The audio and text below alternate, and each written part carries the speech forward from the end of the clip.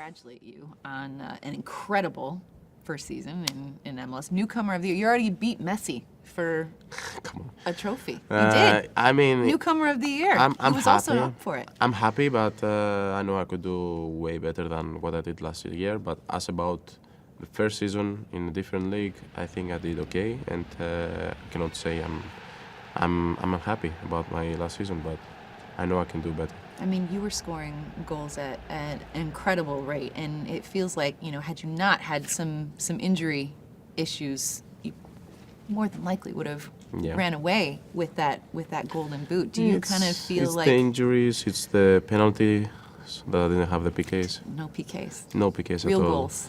Yeah, so I think I would win this title.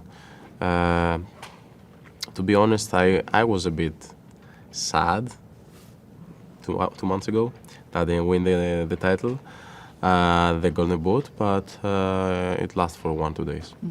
Nothing more. I didn't even think about that. But now you have hopefully a full season of. Now, after this day, my motivation is on again, and you know, the target is still the same. Were you surprised at how your game was so suited to MLS and how much success you were able to have, you know, pretty much right out of the gate with this team? Because sometimes there's a bit of a transition when you're coming from different leagues. To be honest, I don't know what's the characteristic that helps me to adjust easy in a new league, but wherever I went, I never had this adjustment problem. This one was different because you changed from the one side of the world, you go to the other side. You didn't stay in Europe. But still, I think the people from the team really helped me a lot. The fans helped me a lot. They showed me from the first games that they really appreciate me as a player. I think also the play style of mine is something that really helps me to adjust. I'm a physical player, and this is a physical league, so I think it's something that really helps me to adjust. How has being in Atlanta, playing in that city, playing in Mercedes-Benz Stadium, and playing for that club, you know, do you feel like that has kind of reignited the joy that maybe you were missing a little bit? It wasn't about the joy exactly, because whenever I played for Celtic, maybe I had some issues with maybe the director of the team or maybe the manager of the team. But I never lost my joy playing for this club because the fans were really loving me. I lost the joy of feeling the confidence on my face, on me, from the team, from the manager, from the director, from this kind of people that I missed it a lot in Celtic. Now here I feel that they really trust me. They really feel that they have something important in their hands, and by having this feeling, I can tell that my motivation is bigger and I can achieve great things. I'm really grateful for playing for Atlanta. What is it that's going to take this team back up to the top of the Eastern Conference standings and competing for MLS Cup? You know, if you want to achieve great things and win some titles, it's a mix, a combination of many people, of good work and many things, many situations to go well. So first of all is to bring the right players. You need some quality in order to achieve great things. And also, it's not enough. Then you have the manager to make them work as a unit. And then when we become from individuals a unit, then we can achieve great things. It's many things that they have to go well. And as I said, it starts from the players, individuals, and it can end up with a trophy. 19 goals for him last season. He's going to be a big part for Atlanta United if they are to kind of get back to the glory that they once had. I mean, they came into this league absolutely flying. They made it to the playoffs in their first season in 2017 and then ended up winning MLS Cup in 2018. And since then, the last time they won trophies was in 2019 when they won the US Open Cup, and then they won, I believe, the Campeones Cup. It was when Frank de Boer was still the manager. I remember that. Wow. I know. Wild. But gone are the days of Tata Martino and Joseph Martinez and Miguel Almiron, and it feels like it has been a struggle for them to kind of find their identity again once those first 3 seasons were in the books. And so for Atlanta United, I think it's a matter. Jorgos kind of mentioned it. It's about getting the right players in, and they had streaks last year where they were really successful in scoring a lot of goals, and then it would just they'd fall completely flat. So I don't know. They're one of these teams with a big question mark for me. I just don't know, because they have moments, and they've got players like Giacomakis who are difference makers, but it's just a matter of being consistent and coming together, and it'll be very interesting to see. And I'm also worried that their 2 best players might miss several games throughout the season.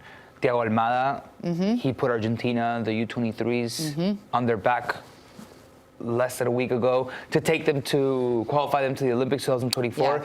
And Greece, with Yorgos Giacomakis, are this close away, 2 games away from qualifying to the Euros. They're in the playoffs that started in March. So if you're losing Giacomakis to the Euros, if you're losing Thiago Almada to the international window that's coming up, but then either Copa America or the Olympics, you're going to have to pick up very important results through a meaty part of the summer where, that could be the difference maker in the end if you make playoffs or not. This is not a new MLS issue, though. They're playing through the international windows, which is absolutely ridiculous. Yeah. Almost like leaving your iPad on. It doesn't turn on. I swear it doesn't have an on-off switch. It doesn't turn on. Sorry. It's fine. It's absolutely ridiculous. I agree with you. It's something that MLS needs to figure out. There's a couple issues MLS are having. But when it comes to this team, and Suze, we talked about this, and Nico, and I know you were here for some of those episodes. Every time we talked about Atlanta United, we never knew which team was going to show up. Was it the one that's going to win 4-0, or is it the one that's going to lose 2-0? It's absolutely frustrating. I looked at some of the numbers. They had an XG last year. Cumulative of 53.6. They scored 72 goals. That's almost a plus 20. That's a massive gap. To give you an example, Columbus Crew, who ends up winning and were offensively incredible all season, they had an expected goals of 71.9, so say 72. They scored 82. That's a plus of 10. So it just goes to show how much better they were in front of the goal, how much more they made those shots count, how much better they were at making those passes and putting Giacomakis and some of these other people in just really good positions to score. Is that something you can keep going? Defensively, they were really, really bad. They were 26 in interceptions. They were 26 with 1.6 goals conceded. To your point, now you pick up Gregerson, you've picked up Bartosz I'm going to butcher his last name. I know. S-L-I-S-Z, I think it is Sliege from Warsaw. Right, from Warsaw. Yeah. And then you pick up Dax McCarty, which is a bit of veteran DM energy. Good for training, but you depend on him all year. But you also lose Miles Robinson I do think on the that he's back line. pretty rock solid. Right, and you do lose him, but then you have Gregerson sliding in there, which you have a new face. To Nico's point, when you lose some of those players that are integral to your success in March, is this going to be what makes up the difference in the long run? Yes, it might plug a few holes that were leaking last season where they had problems with the defense, but where is your firepower? I think the consistency is going to be a big issue. Can you build on a previous win? I mean, we're looking at some of the players that they've lost here. I mean, look, Robinson, Sosa, and Ibarro. Those are big Huge. losses down the spine of that team. Even So Rosero. absolutely. I think, though, too, is when you look at Atlanta, just their trajectory, even with their entrance into MLS, they came in so hot that they saw expectations success are so high. Right. It's very hard to come off that cliff 100. and replicate that statistically, irrespective of who you are, but especially when you're bringing in players that you're going to have missing for gaps. I think, too, Gonzalo Pineda is probably going to be one of those coaches that are under a huge amount of pressure early on to start the season. He's in His seat's at least in the warm. final year of his contract, and I think that the expectations are incredibly high for this club. If they don't make top 4, if they don't get a home playoff game, that is not a successful season, and they need to win. Wow. They need to win trophies. High expectations. They established that themselves. They had Tata Martino to start. Look at that it was stadium. high flying. They're getting to the point now where if they don't win something in the next year or two, when fans start talking about like how high flying they were in 2018, 2019, they're going to sound like back in my day. 100%. It's that much of a gap. And you know what? You have to shout out Atlanta United's fan base because they really Incredible. came out in droves. Like, they are some of the most passionate people I have seen across MLS. And with that, I think the expectations and the heat, the temperature rises a lot more. I feel like Lagerwey and Bocanegra, they need to visualize not only this season, but the future going forward because what are you going to do post-Pineda? What are you going to do post-Thiago Almada also, and that could be the summer. Thiago Almada's been flirting with exits. We've been talking about it for a year. Yeah, but they're going to have money to spend then after that. That's a lot on the sporting direction moving forward. Yeah.